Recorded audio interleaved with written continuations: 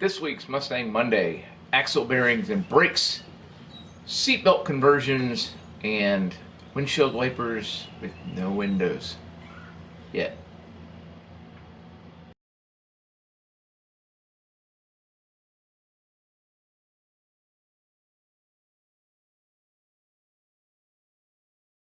The seatbelt conversion ended up being easier and a little harder than I was expecting, but that doesn't make any sense. How can it possibly be both? Well, there were holes for most of the seatbelts to go on the driver's side, but the passenger side I had to fabricate a bracket for. The sail panel, quarter panel brace back here was where I chose to mount the retracting reel. And I had to fabricate a bracket for that. I was hoping that I was going to be able to just bolt it to someplace, but I couldn't do that. They mount a little further back than I like. I'm not really comfortable with where they are, but that's actually not uncommon. The newer Mustangs are the same way. I'm probably going to have to make some sort of headrest bracket like is on the SN95s that route the seatbelt a little closer to the shoulder. I'm short, so they come up a little too high on me. But that's something I think is fairly easy to fix, particularly considering that the car originally came with lap belts, which don't offer that much in safety in comparison to three-point harnesses. So,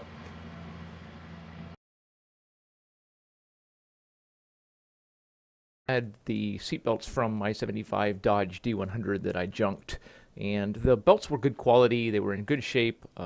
I'd saved them, so I figured why not use them. Had to fabricate a couple of brackets. I was able to use these factory holes on the driver's side. For whatever reason, the passenger side didn't have the upper hole, so I kind of had to make a bracket and weld it in there. This video is a little too short, but there's another video on just the seatbelt installs. It's a little longer and a little more involved, but not terribly. I'll put a card up in the corner if anybody wants to take a look at that one. I used the channels for the floor-to-pillar brace, and man, do I hope that there was no reason to have those things open because, well, they're blocked now and everything is welded in. So I function tested the seat belts. They seem to lock up on quick jerks, but they seem to be reasonably steady and easy to retract and open.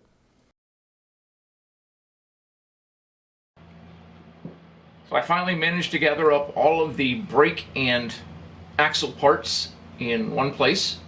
All the bearings, all the bolts, all the components, everything that I needed, minus the pads and rotors, but I'm not going to put those on yet because if I put the rotors on, they'll rust and big mess. So got all that stuff together, got the axles installed, they're bolted down, everything on the rear axle is ready for final installation of brakes, pads, rotors, and of course differential fluid.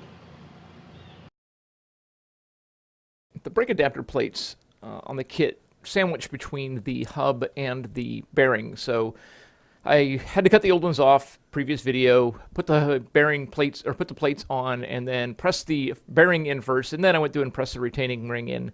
I hate using hydraulic power. It's great for a lot of things, but it's a little scary. When things fail, they fail suddenly. I did a test fit and ended up the corner there had to be shaved down a little bit. Once I had it so everything fit, I gave the flange a good clean off to make sure there was no leftover gasket material. Gave everything a coat of grease and then some RTV sealant to make the gasket and began to torque everything down. Used a little bit of Loctite on the studs to keep things from coming off at 70 miles an hour going down the road. Cinched everything down and called that side done.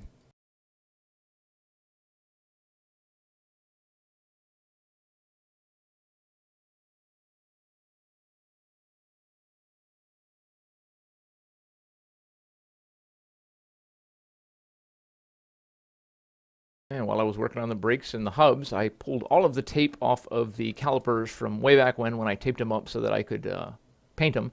And then put some more Loctite on the caliper pins, put the boot covers on, and gave them a good coat of grease so that they would operate nice and smooth.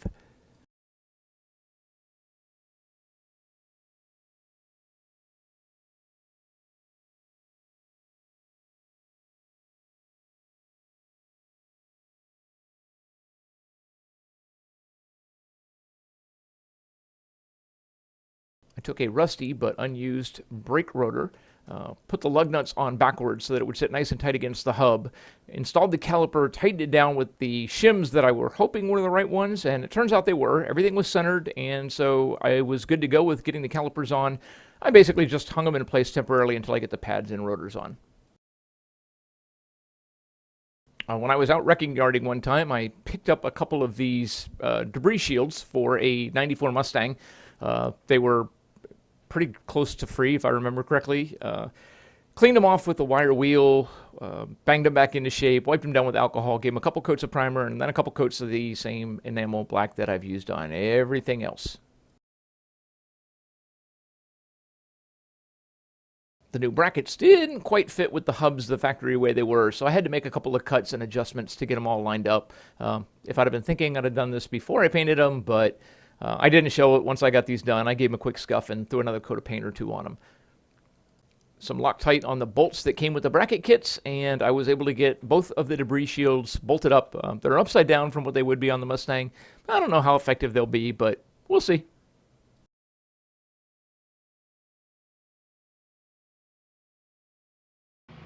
And besides a few minor little things like some undercoating inside the doors to help stave off the rust and messing with the weather stripping panels on the doors, I got the windshield wipers completely installed, and I actually had to fabricate a gasket for that, and because none of the local places had rubber, I used leather, which strangely enough is what Ford used originally.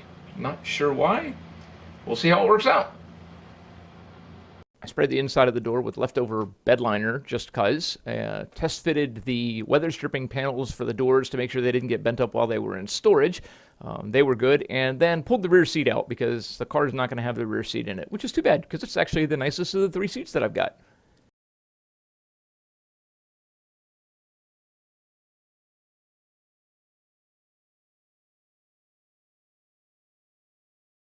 I started the idea using paper gasket material and very quickly realized that I wasn't happy with the idea of using paper as a gasket material.